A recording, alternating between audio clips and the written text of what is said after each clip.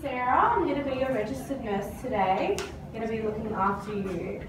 What was your name? Frank Lowe. And what's wrong with you today? Well, I was just playing football and my chest just started to hurt and I really struggled to breathe. Oh, so you're having a bit of shortness of breath? Yeah. Okay, do you want to just lay back over here, just so you're sitting up?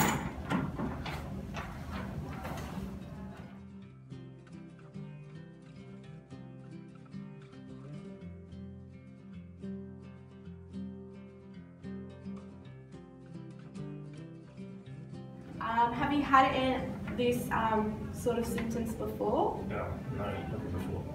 And do you have any health conditions at the moment or any previous medical history that would be relevant to this condition? No, I don't think so.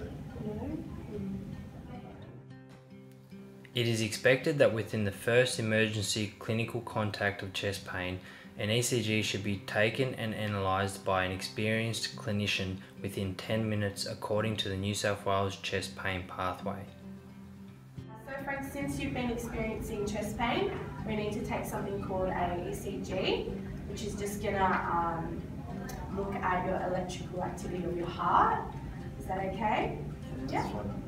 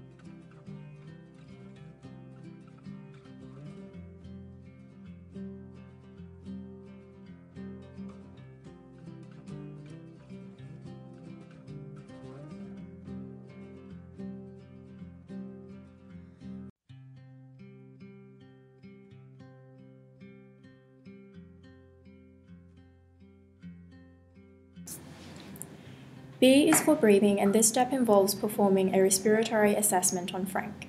It involves 4 key steps: inspection, palpation, percussion, and auscultation. Okay, Frank, so since you've indicated you've had some trouble breathing, I'm just going to take a respiratory assessment. Is that okay? Yeah. Okay, can you just take some nice deep breaths for me? On inspection, the nurse assesses Frank's respiration rate, pattern, depth, and symmetry.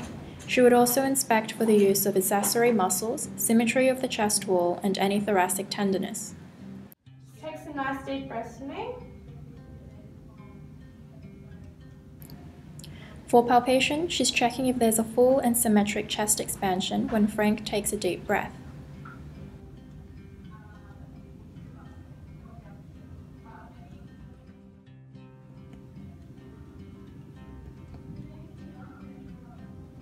In percussion, she's determining whether the underlying lung tissue is filled with air, fluid, or solid material. In Frank's case, he's showing hyperresonant sounds in the left chest, which is a sign that there is too much air in there. Into your breathing, could you just take some nice deep breaths for me? For auscultation, she's simply listening to the breathing sounds, and Frank has decreased breathing sounds in his left chest.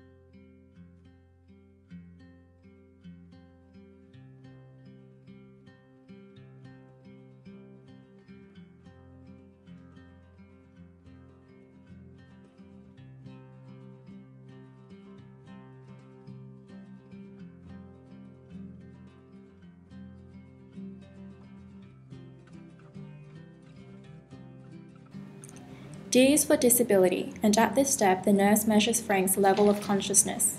A simple neurological assessment is AVPU, which shows that Frank is fully alert and responsive. However, the nurse should still consider the possibility of deterioration and whether the resuscitation trolley is close and ready for use. E is for exposure and aims to identify possible evidence and clues for the patient's condition, such as signs of trauma, bleeding, or skin reactions. A quick visual assessment of Frank's body, especially around the chest area, is important, as certain signs may provide pivotal information to the treating staff on Frank's possible illness. IV access is an element of intervention that would be considered in this section of primary assessment. Gaining IV access early is important in treatment, as it allows nurses to administer certain drugs such as pain relief, gaining quick and effective relief.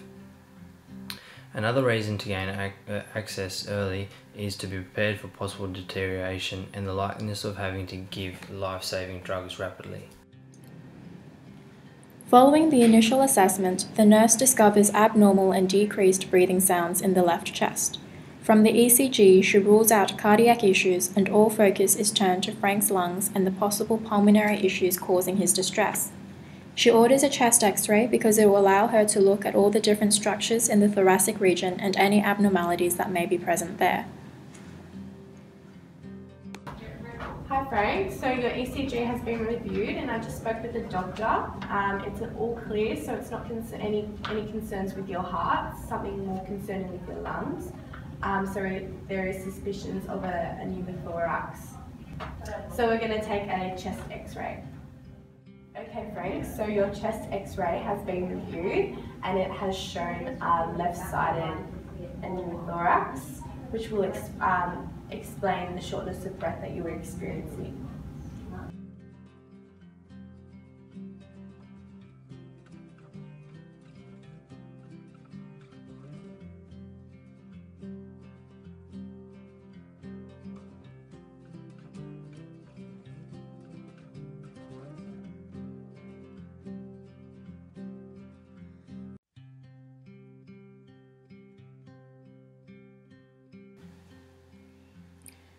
Pneumothorax is the presence of air or gas in the cavity between the lungs and the chest wall, known as the pleural space, causing the collapse of the lung. Frank has complained of left-sided chest pain, indicating pressure in the pleural space preventing the lung from expanding on inhalation, which may also be linked to his difficulty breathing because the collapsed lung cannot expand to its full potential. His blood pressure is 125/85, which is pre-hypertensive, and his heart rate and respiratory rate are both higher than normal.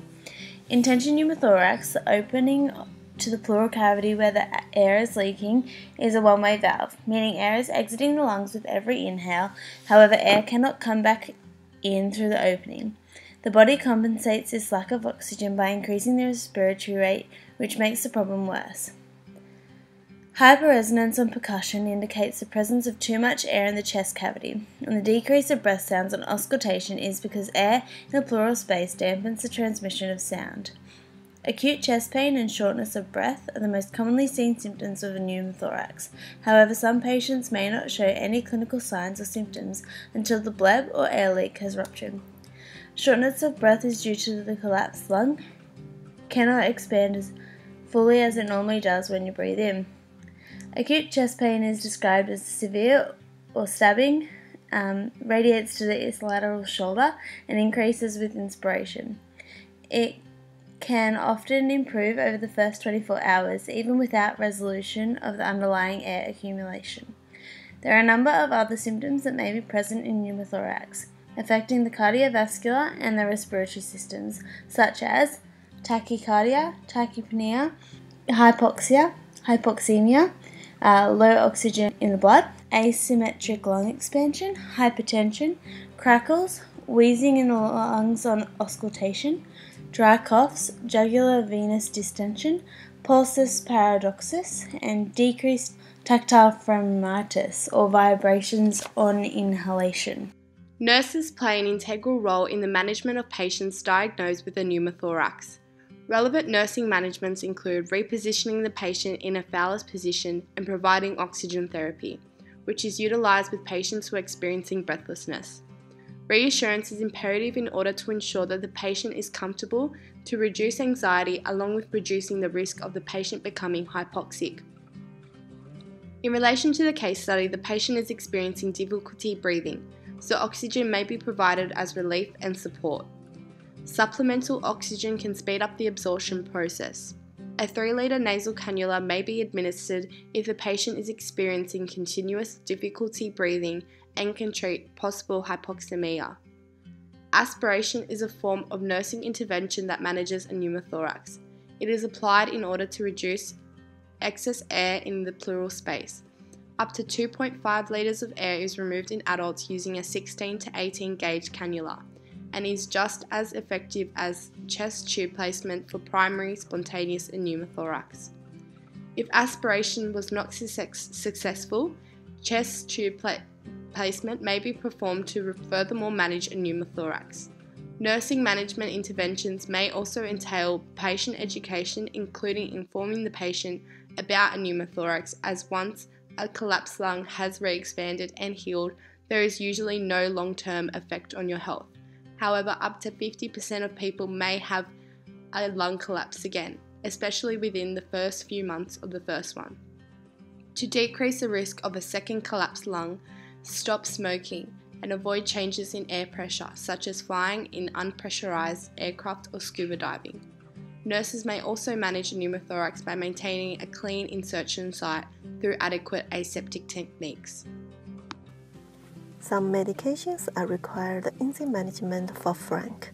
One is opioid anesthetics for pain control and provide comfort for frank, because pain can cause physical and emotional stress.